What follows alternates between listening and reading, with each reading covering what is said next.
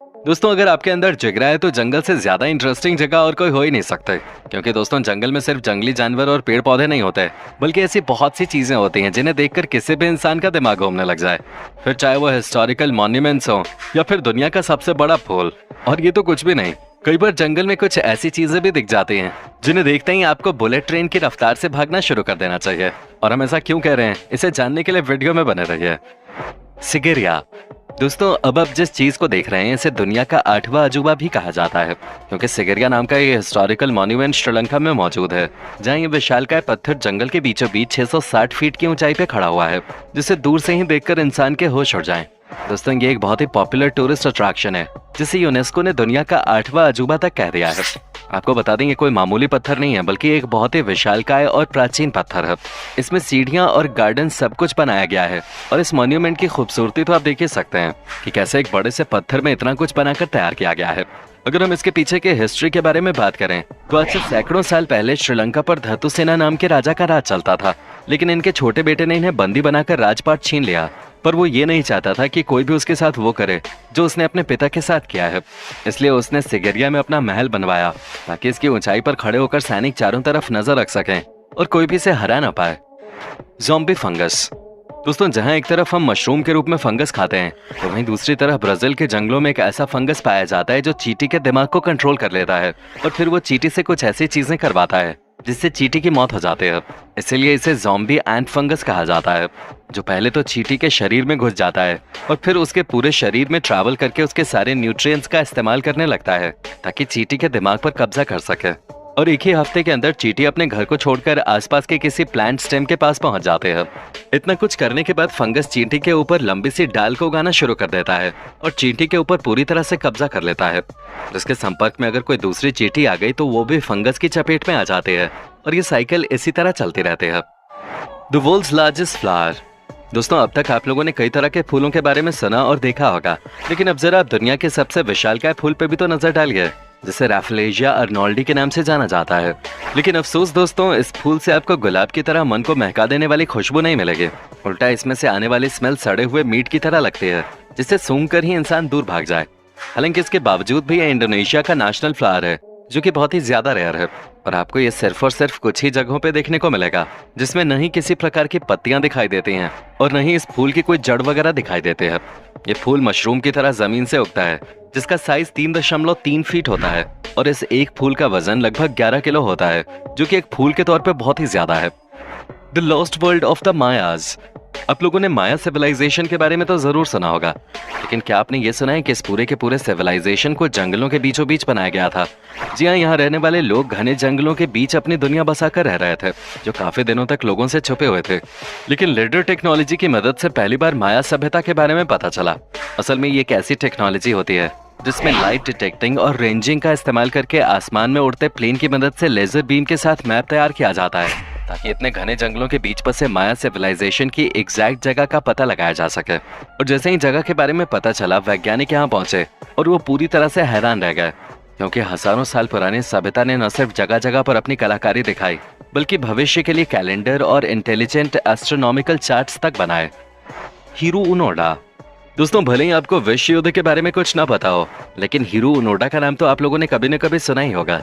ये Japanese army intelligence officer थे, जिन्होंने दूसरे विश्व युद्ध में लड़ाई की थी, लेकिन विश्व युद्ध खत्म होने के बाद भी कभी भी इन्होंने सरेंडर नहीं किया। जी हाँ, और न ही कभी ये दुश्मनों के हाथ मारे गए। इन्होंने लगभग 3 दशकों तक फिलीपींस के पहाड़ी इलाके में छुपे रहने का फैसला किया, क्योंकि इन्हें इस बात पर बिल्कुल भी भरोसा नहीं था कि उनके देश ने हार मान ली है। असल में विश्व युद्ध के दौरान हीरू और इनके साथी पहाड़ी इलाकों में जंग लड़ने के लिए निकले थे, और वो वहीं पे रह गए थे। हालांकि जंग के दौरान इनके साथी या तो मारे गए या फिर दुश्मनों ने उन्हें बंदी बना लिया, लेकिन ये खुद को बचाते हुए वहां से निकल गए। और जब बाद में एक जापानीज इंसान ने इन्हें देखा तो वो पूरी तरह से हैरान हो गया कि विश्व युद्ध का एक सोल्जर अभी भी जंगलों में छुपा हुआ है, क्योंकि उसे भरोसा ही नहीं हो रहा था कि उसके देश ने हार मान ली, बल्कि उसे तो ये लग रहा था कि ये दुश्मनों की साजिश है। इसी सोच के साथ एक सोल्जर ने इतने साल अकेले जंगल में बिता दिए। स्टोन स्फीयर्स इन कोस्टा रिका। दोस्तों, घने जंगलों में अगर गोलाकार के बड़े बड़े पत्थर मिल जाएं, तो किसी की भी आंखें बटन की तरह बाहर निकल आएंगे। और ठीक ऐसा ही वेस्टर्न कोस्टा रिका के जंगल में देखा गया, जब कुछ वर्कर्स फैक्ट्री डालने के लिए जंगल की सफाई कर रहे थे। तभी छोटे बड़े कई सारे गोलाकार के पत्थर वहां मौजूद थे, जिनमें से कुछ का साइज तो ज्यादा बड़ा था। लेकिन सबसे बड़ा सवाल ये आता है कि आखिर इतने सारे गोलाकार के पत्थर यहाँ क्या कर रहे हैं और इन पत्थरों का आकार इस तरह कैसे हुआ। क्योंकि जब पत्थरों के ऊपर रिसर्च की गई तो पता चला कि ये आज से हजारों साल पुराने हैं। अब हजारों साल पुरानी पत्थरों को गोलाकार करने के लिए तब तो कोई मशीन भी नहीं थी। हालांकि इसके पीछे कई लोग ये भी कहते हैं कि पहले के समय में इंसान काफी विशालकाय और ताकतवर हुआ करते थे, उन्होंने ही पत्थरों को ऐसा कर दिया है। अब आपका इस थ्योरी के बारे में क्या कहना है? क्या पहले के समय में लोग हमारी सोच से ज्यादा ताकतवर और तेज दिमाग के थे, या फिर ये सब अफवाह है? अब जवाब हमें कमेंट में जरूर दीजिएगा। अमेज़न्स बॉइलिंग रिवर। दोस्तों, जंगल के बीच तो आप लोगों ने बहुत सी तरह तरह की नदियां देखी होंगी, लेकिन अमेज़न के जंगलों में एक नदी ऐसी है जिसे आप सिर्फ दूर से ही देख सकते हैं, क्योंकि अगर आपने इसके अंदर जाने की कोशिश की तो अंजाम सोच से भी ज्यादा भयानक होगा। और हम ऐसा इसलिए कह रहे हैं क्योंकि ये नदी लगातार उबलते हुए पानी की तरह खौला करती है। 4 मील लंबी ये नदी इतनी ज्यादा गर्म है कि अगर इसके ऊपर से कोई जानवर जाने की कोशिश करे और वो गलती से गिर जाए तो उसी वक्त वो नदी में उबलने लगता है। ऐसे में लोगों का ये कहना है कि ये जगह जियोथर्मल सरफेस हो सकती है, क्योंकि नदी के आसपास कोई भी एक्टिव वोल्केनो नहीं है। Peanut bug. दोस्तों, जैसा कि आप इसे देखकर ही समझ सकते हैं कि इस कीड़े का नाम पीनट बग क्यों रखा गया है। हालांकि इसके अलावा भी इसके कई सारे नाम हैं, क्योंकि ये बटरफ्लाई बहुत ही ज्यादा यूनिक है जिस पर रिसर्चर्स सालों से रिसर्च कर रहे हैं।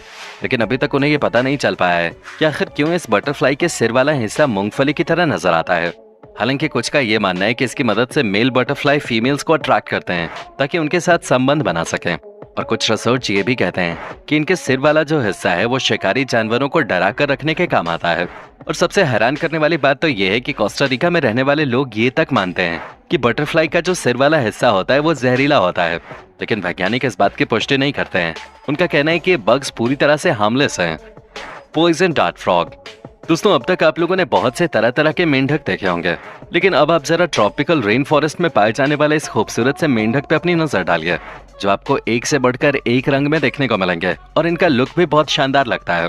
पर दोस्तों, इनकी खूबसूरती दूर से ही निहारने में भलाई है, क्योंकि ये जितने ज्यादा सुंदर दिखते हैं उतने ही ज्यादा खतरनाक हैं। असल में इनके स्किन ग्लैंड में जहर मौजूद होता है, जिसका इस्तेमाल करके ये अपने आप को शिकारी जानवरों से बचाते हैं। इसी वजह से इन्हें छूने पर इनका जहर हम तक पहुंच सकता है, जो बहुत ही ज्यादा खतरनाक है। वैसे तो इनकी कई सारी प्रजातियां हैं, लेकिन उनमें से ज्यादातर 2 से 2.5 इंच के ही होते हैं और उनका वजन भी बहुत कम होता है, जिस कारण वर्षा वन के हरे भरे जंगलों में ये ठीक से दिखाई भी नहीं देते। यही वजह है कि सालों तक वैज्ञानिकों को इनके बारे में पता नहीं चल पाया। वो तो अचानक से एक दिन रिसर्च करने आए बंदे की नजर पीले रंग के चमकदार मेंढक पे पड़ी, जो कि बहुत छोटा था, और उसी के बाद इन जहरीले मेंढकों को खोजा गया। अब दोस्तों, जरा इस तस्वीर पे नजर डालिए, जो किसी को भी हैरत में डाल सकते हैं। असल में दोस्तों, जब जंगल के पास मौजूद एक गांव लगातार एक बड़े से चमगादड़ की वजह से परेशान था, गांव के लोगों ने उसे पकड़ने का निर्णय लिया। और जब उसे पकड़ा गया तो वो एक जायंट कुलुगो निकला, जो कि एक आर्बोरियल ग्लाइडिंग मैमल है। और आप देख सकते हैं कि इसका साइज कितना ज्यादा बड़ा है। वो तो गांव वालों ने हिम्मत और ताकत के साथ इसे पकड़ लिया, वरना तो इसने आसपास के गांव में आतंक मचाकर रखा था। तो दोस्तों, ये थी जंगल में पाई जाने वाली कुछ हैरत अंगेज चीजें। अब आपका इसके बारे में क्या कहना है, कमेंट बॉक्स में बताना ना भूलें। और अगर वीडियो पसंद आई हो तो लाइक, शेयर और सब्सक्राइब के बटन को फटाफट दबा दीजिए। धन्यवाद।